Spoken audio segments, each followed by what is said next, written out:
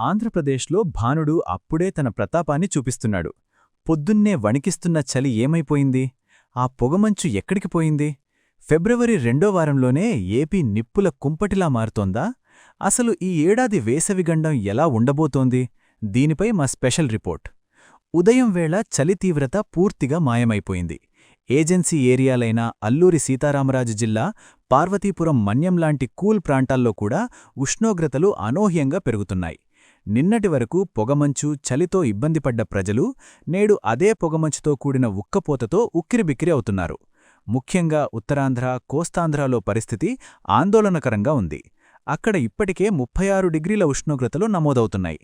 రాయలసీమలో పరిస్థితి కాస్త బెటర్గా ఉన్నా కోస్తా తీరంలో మాత్రం గరిష్ఠ ఉష్ణోగ్రతలు రికార్డవుతున్నాయి.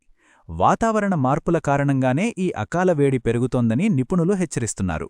కేవలం ఎండ మాత్రమే కాదు, గాలిలో తేమశాతం పెరగడం వల్ల వచ్చే ఉక్కపోత జనాలను మరింత విసిగిస్తోంది. ఇప్పటికే పలు జిల్లాల్లో మధ్యాహ్నం 12 గంటలకే రోడ్లు నిర్మానుష్యంగా మారుతున్నాయి. లేటెస్ట్ అప్డేట్స్ కోసం చూస్తూనే ఉండండి కొలుగూరి 24/7 న్యూస్ టీవీ.